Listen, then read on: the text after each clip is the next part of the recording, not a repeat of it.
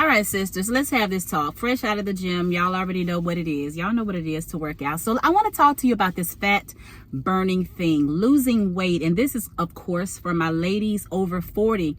Many of us who are in our pausey season, and some of you who have different circumstances and you're under 40 and you are in a pausey season. I want to talk about understanding fat cells because I know that it's hard. It's difficult. Listen, that's why I always say I'm practitioner patient, because I get it. I'm in perimenopause as well. Things change. For those of you who are not seeing results and you're trying to do all the things, you're trying to work out, you're watching what you eat. Some of you even going to the extreme of trying to do those things to get some sense of result. And it leaves you frustrated because you get a little bit of results and then your body backtracks and say, I got you. You thought you was dropped. Here goes some more. If you're going through that, or if you just can't get weight to move at all, I want you to understand why. We need to understand how fat cells work. So for those of you who are big on fat burners, I used to use fat burners in my younger years, in my fitter years. My metabolic health responded very differently to them then. But for those of you who are on supplements, who use weight loss aids, fat burners and things like that, and you may see results and then you peak, or you haven't seen results at all, or you're not seeing the kind of results you want to see, I want you to understand what's really going on and understand fat cells. So here's number one. Fat cells were not biologically meant to be burned. Fat cells have important functions, roles, responsibilities in our body. They store energy. They support energy. They provide cushion for your organs. They provide insulation for your body. They secrete hormones. They work in conjunction to every other organ and executive function in the body. And they also multiply and expand. Why? Because their primary goal is to support. When we have few calories in our body, you may drop, or a few fat cells may disappear, but they haven't gone anywhere because they're not even designed to be assassinated. When we gain weight, we do multiply more fat cells and they expand. So it's a tricky dynamic when it comes to fat cells. When we're in our pausey seasons, there are a lot of things that are changing and happening. I want you to understand that the pausey seasons, when I say that, I'm referencing perimenopause, menopause, postmenopause. Your pausey seasons are not just about hormones. It's also about your brain, the neurological function, the fat that the brain needs to try to absorb, and your brain is also making its own adjustments in as much as your body is. So this journey is holistic. It is the total you. And while it is important that as you're journeying through your pausey season, that you need to make a full holistic assessment. Yes, diet, exercise, lifestyle, sleep, stress, life management, boundary setting, bitterness, unforgiveness, like all of those things, emotionally, mentally, physically, psychologically, socially, those things are important for a holistic journey. But understanding how fat cells work is number one. And then secondly, I'm going to encourage you to understand what kind of pausey style you're experiencing. Some of it may be genetic for many of you. Have the conversation if you've not already. If you're blessed enough to still have your female loved ones here that's on your mother's side of the family, have those conversations. Now, genetics don't have to dominate, but they do influence. Genetics will go into that category as well. Autoimmunity, if you've had special conditions, if you've been through different types of health situations, all of those will bear a factor in how you're going to journey through pausey seasons.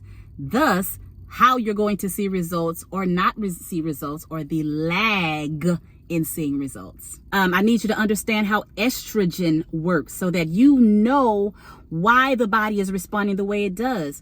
Estrogen and progesterone are shifting. So you need to have the conversation with your doctor. Do I need hormone replacement therapy? Because I do understand the importance of estrogen. These are the many important factors of estrogen. She provides cardiovascular support, bone support, muscle mass support, brain support. She affects the executive function. Once again, so when we are losing those things, it's very natural that the body is going to respond, and not always respond in our favor, although they are doing us a good service. How do we fix it? It's going to be different for everyone, but I want to give you some mainstay markers to consider while you're doing everything that you are doing. Number one, you need to reevaluate your diet. I'm going to strongly suggest that you determine with your health team, your health professionals, whether or not you're experiencing insulin resistance. And you need to know where your blood glucose is. Pause the video real quick. I want to explain insulin resistance. So the pancreas releases insulin.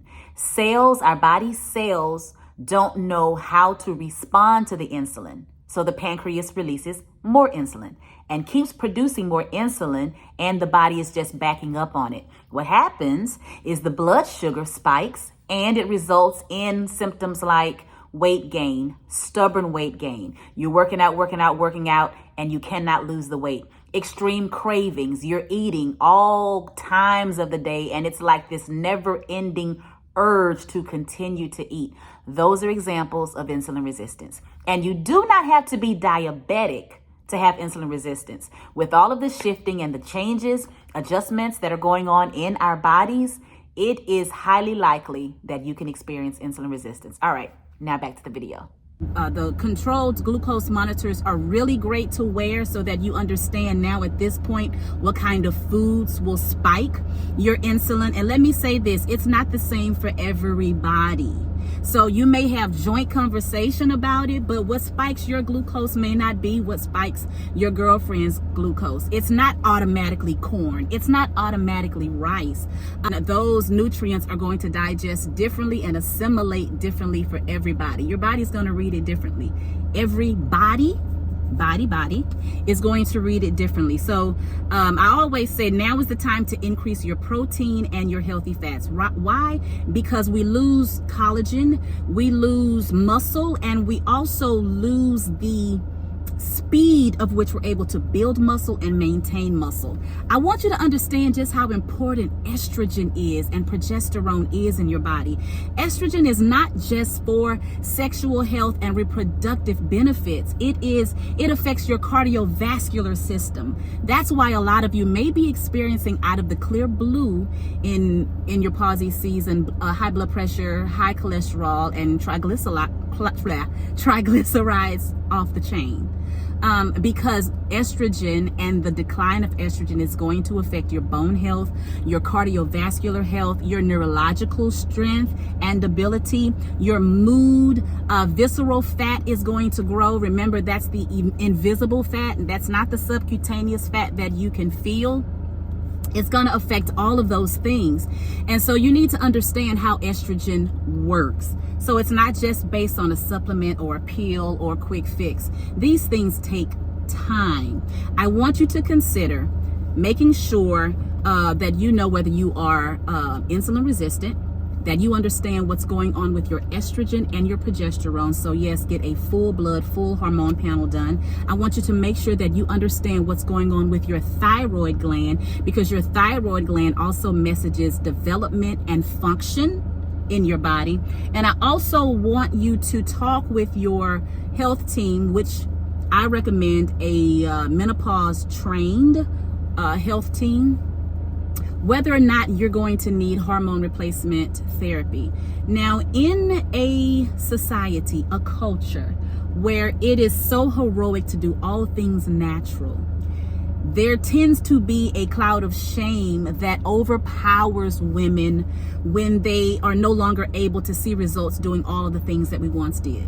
And I want to remove that stigma and that shame. Listen, your body is graduating to another level, to another tier in life. It's doing what it's supposed to do as she is maturing. Listen, she's shifting from reproductive years to grown woman years, where as she's saying, I don't need that anymore. I don't need to possess those hormones anymore as much as I once did, because I'm shifting into another tier of life and grown womanness. All right, change the narrative. And so she's declining some of these hormones that the body still needs, but in her mind, because she's very logical talking about her hormones and she's very intelligent, she's getting rid of them. So you need sometimes help, assistance, alternatives to replace her because she is so essential to the body. Talk with your healthcare team about, do I need hormone replacement therapy? Does that include estrogen? Does it include progesterone? I've had a partial hysterectomy. I've had a full hysterectomy. Do I need the progesterone since I don't have a uterus? Do I just need estrogen? You need to be having these conversations with your doctors. Your body is holistic, and until you have all of these things, I'll say aligned, not meaning perfect, but in enough harmony to where you're able to start seeing results like you really, really want to see, then you'll be on the hamster wheel. Your body is a what? What do I always say? An ecosystem. One part of you does not work separate from the other. These things need to be in as much harmony as they can possibly. And I applaud the body, because the body is like, you're not finna give her attention and you're not gonna give me. It's, oh, you just trying to lose your gut and you're not gonna focus on estrogen. You're not gonna focus on the health of your period. You're not gonna focus on the fact that we can't sleep at night. Oh, you want to get into that dress, but you're not focusing on the fact that you're not feeding me enough protein, enough fiber, or whatever the case may be. Our bodies do be trying to talk to us. When you get that insulin under control, and listen, let me say this as a woman also in perimenopause, that it is not easy. Fixing gut health, I don't know where these people come from talking about, oh, just do this, this, this, and this. Fixing gut health is not simple. It's not overnight. Gut is a very intricate organ. Your stomach is a very intricate organ that's got pH, it has acid. There are different parts within your gut, your stomach. You got small, you got large, and they both have their responsibilities and they're doing what they're doing. Yo, it's a lot. It's a whole thing. So you have to take your time. You have to take your time. And yes, continue to work out. Because even though you may not see the results you want to see yet, you are getting stronger. You are toning from within. It's great for your mental health. Walk, work out, pick up those weights. We need those weights for cardiovascular health, for muscle mass. We need those weights for bone health. And I want you to be knowledgeable, more knowledgeable about your body. That way, when you're seeing things, you're watching things, you're hearing things, and all this stuff people talk about, you will have a clear scientific definition and understanding of what's happening with your body. Hey, Spin Your Wheel Woman Practitioner more. Live, age, and be well and whole. Until the next time.